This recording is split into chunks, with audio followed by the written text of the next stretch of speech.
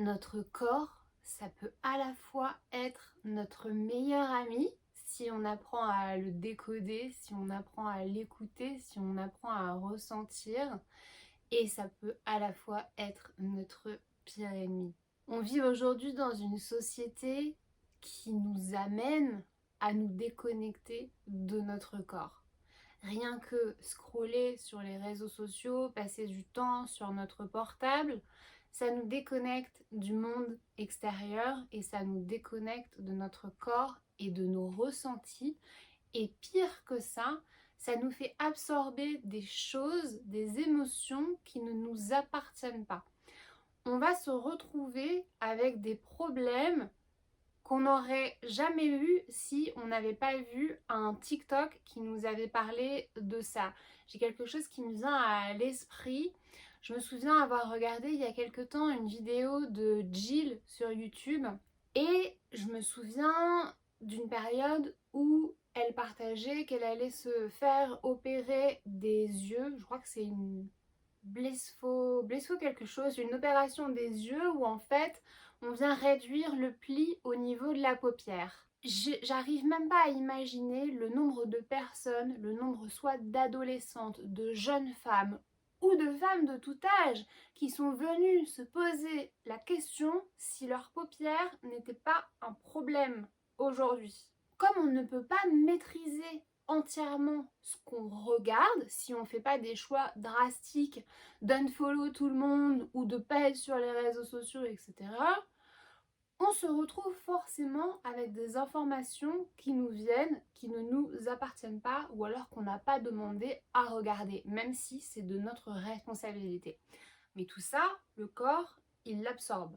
Et ça va venir créer des inquiétudes et des problèmes qu'on n'aurait pas eu auparavant. Il faut voir notre corps comme une boussole. C'est un super pouvoir. C'est limite encore plus puissant que notre esprit, le mental, etc.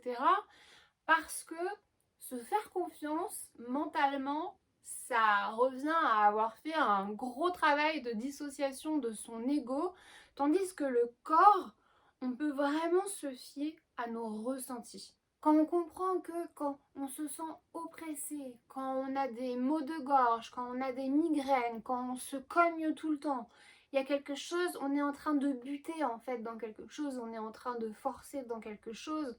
Notre corps essaye de nous envoyer un message, alors que quand on sent que ça circule, que c'est fluide, on ressent de la chaleur dans le bas de notre ventre quand on pense à une situation qui arrive, on ressent de l'expansion finalement, là, c'est la bonne direction.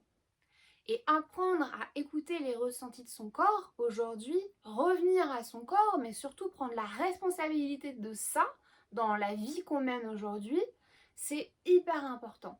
Je pense qu'aujourd'hui, tout est fait pour qu'on nous déconnecte de notre pouvoir, de nos pouvoirs à nous personnels, que sont notre corps, que sont notre conscience, que ce soit notre façon de penser, notre façon de vivre, etc. On veut nous faire rentrer un petit peu dans des cases, puisque plus tu rentres dans une case, plus tu es similaire à d'autres personnes, plus tout le monde est un petit peu dans le même ressenti, plus tu es facilement manipulable et contrôlable. Tu es beaucoup plus susceptible d'être influencé et d'être manipulable quand tu as des œillères devant les yeux et que tu n'es pas dans ton plein pouvoir de toi-même. À votre avis, pourquoi dans un pays comme la France, aujourd'hui, aller te faire masser pendant 1 heure, ça va te coûter entre 60 et 100 euros, alors que dans un autre pays comme la Thaïlande, tu vas payer 3 euros ton heure de massage? Pourquoi en France, tout ce qui est associé au bien-être, que ce soit le bien-être corporel, le bien-être du corps ou la santé mentale, ça coûte une blinde? Pourquoi il n'y a pas de promotion sur toutes ces choses-là, sur tout ce qui est somatique? Rien que se faire masser, on ne se rend pas compte à quel point ça peut venir relâcher des traumatismes et des émotions qui sont encore cristallisées dans le corps. Pourquoi le massage aujourd'hui, c'est pas quelque chose qui est promu? Parce que l'État, il va pas vraiment se faire de la thune là-dessus en fait. Et que, de mon opinion, on veut pas forcément qu'on se sente bien Encore une fois, c'est toujours beaucoup plus facile de manipuler quelqu'un qui n'est pas heureux, qui ne se sent pas bien dans son corps et dans sa tête, que quelqu'un qui a pleinement conscience de lui-même, qui se sent bien dans sa vie et qui fait des choix leaders en fait, qui suit des projets leaders. Pour en revenir au corps, je vais te donner 2 anecdotes de messages que j'ai pu recevoir de mon corps.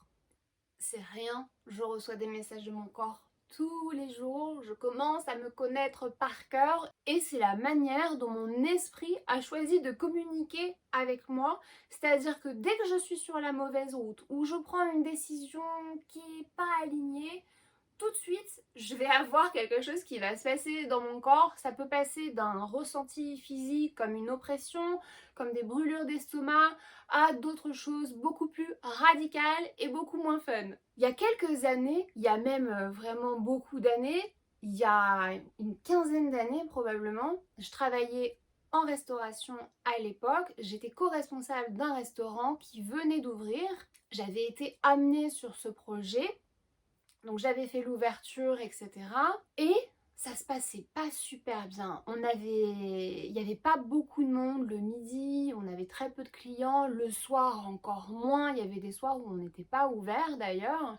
Et le restaurant ne fonctionnait que quand il y avait des gros événements, puisque le restaurant était situé dans un pôle équestre au Centre international de Deauville. Et donc dans ce pôle équestre, il y avait des grosses compétitions, des gros concours, des ventes aussi qui étaient organisées. Et donc là par contre, dans ce cas de configuration, on passait de 0 client la semaine à 200 voire 300 personnes le week-end. Mais comme ça tournait pas comme mes patrons le voulaient, ils ont un petit peu rejeté ça sur mon co-responsable et moi. On nous a mis un petit peu une pression. On nous demandait le soir d'accueillir le directeur du pôle équestre qui voulait venir manger à 21h alors que normalement on est fermé. Du coup on devait rester ouvert pour lui jusqu'à pas d'heure, à servir des Dijon jusqu'à 1h du mat. Et donc juste avant la fin de notre période d'essai à tous les deux, on a été convoqués par nos patrons avec qui j'avais déjà travaillé pendant 1 an auparavant dans une autre entreprise, et c'est pour ça que j'avais été choisie pour être co-responsable de ce resto. Et donc ils nous prennent tous les deux et qui nous disent bah ça va pas là, les chiffres, ceci, cela, mais sauf qu'en l'occurrence nous on n'y pouvait absolument rien. Ils nous redisaient qu'ils voulaient qu'on ouvre le soir alors qu'il y avait personne, donc c'était juste pour faire le dîner au directeur du restaurant avec le maire de Deauville, etc. quand ils avaient décidé de venir finalement. Donc c'était un petit peu une expérience VIP. Et ils nous annoncent que ils vont reconduire notre période d'essai. Donc ils vont rajouter 1 mois. On l'a tous les deux mal pris. Mon autre collègue, ça faisait plus de 10 ans qu'il travaillait avec mon boss.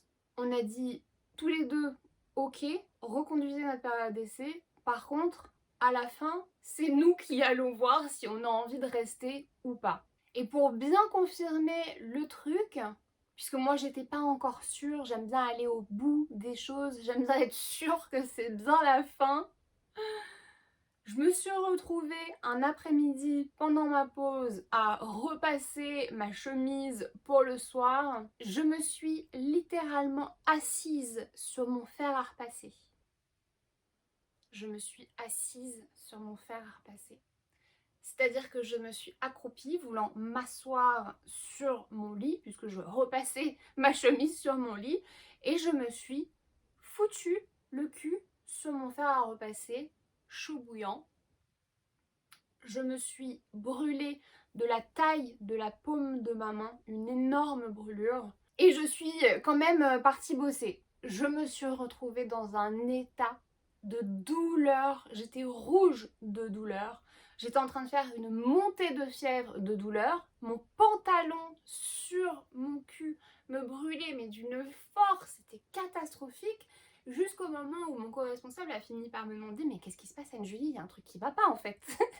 Je dis ouais, bah ouais, effectivement je me suis brûlé le cul en fait. Là j'ai l'impression que ma peau elle est en train de se décrocher et de s'accrocher à mon pantalon. J'ai été voir ma boss qui était là ce soir-là, je lui ai dit.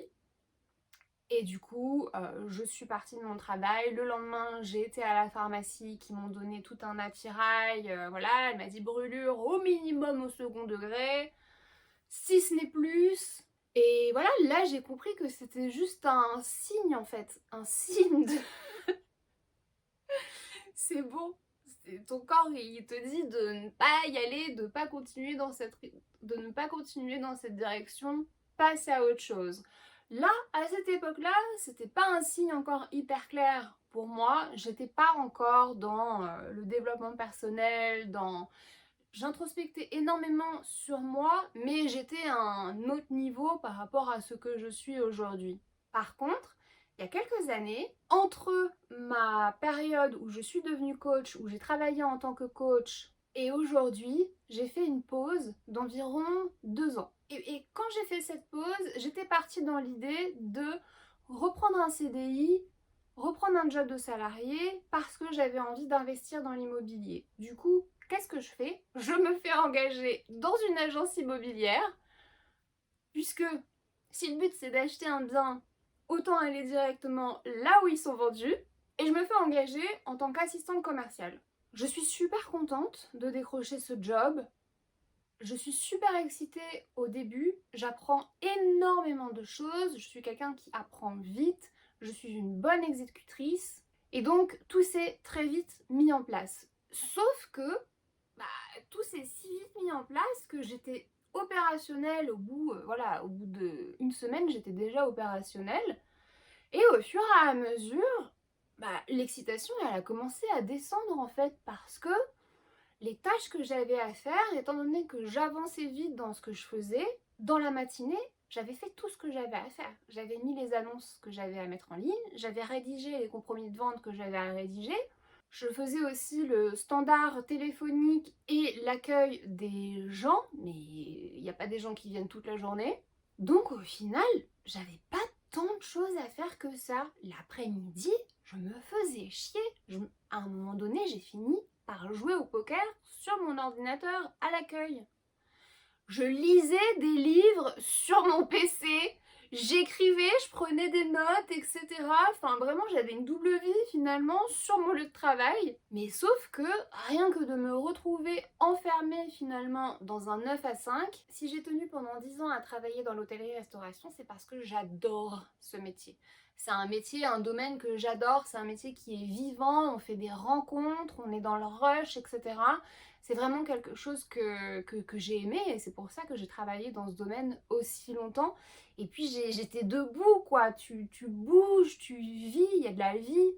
Rester sur ma chaise de bureau pendant toute une journée entière et toute une semaine et pendant des mois, c'était complètement déprimant pour moi. Je m'étais ajouté moi-même des tâches. Je m'étais dit, bon, je vais m'occuper maintenant des réseaux sociaux, de l'agence immobilière, je vais m'occuper de la publicité. On me rajoutait au fur et à mesure des choses, mais c'était toujours pas suffisant.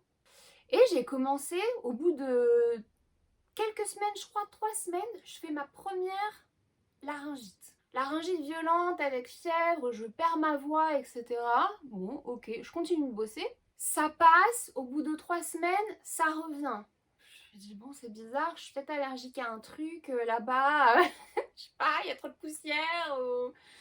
je commence à me poser des questions, quoi. Mais bon, je continue quand même, et puis je dis, ok, je continue, donc au final, je m'engage vraiment dans ce CDI, je me dis, continue Anne-Julie, tu vas avoir ton apport pour acheter ton appartement, en plus t'es bien placée, tu vas avoir les meilleures offres, etc. Donc j'étais vraiment dans cet objectif-là. Troisième laryngite.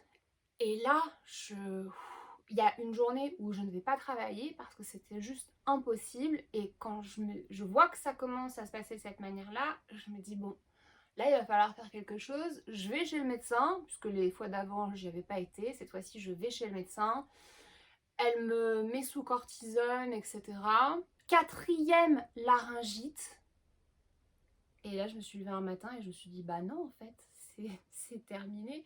C'est juste que je suis pas épanouie sur mon travail. Je passe mes journées assise sur une chaise. C'est quelque chose qui ne me convient pas du tout.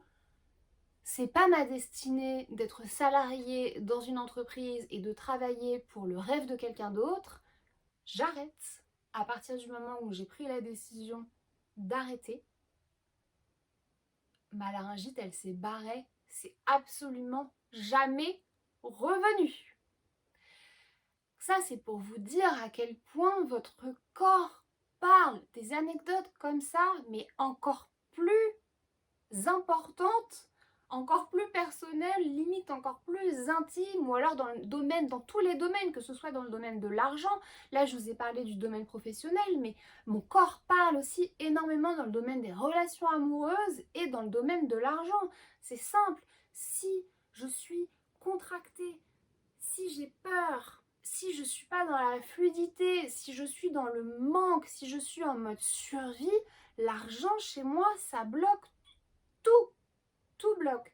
Tandis que si je suis dans la confiance, dans la réceptivité, dans l'accueil de toutes les opportunités et que je suis ouverte à tout et en joie, que je fais les choses dans la joie, mais là ça coule à flot. Et ça coule de manière mais tellement surprenante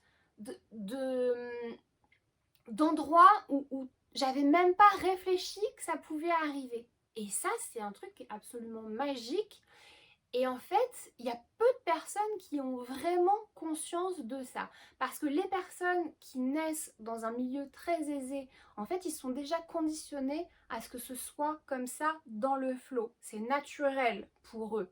Tandis que les personnes qui sont nées dans un milieu où ça a été beaucoup plus difficile financièrement parlant, eux, ils vont être conditionnés, ils vont avoir beaucoup de restrictions, beaucoup de résistance, beaucoup de formes de contraction par rapport à l'argent. Et c'est là qu'il faut venir faire un travail là-dessus pour venir comprendre sa relation à l'argent. Et le corps, ce sera le départ de tout parce qu'une fois qu'on a conscientisé la source d'une problématique, ça doit passer par le corps pour réajuster les ressentis.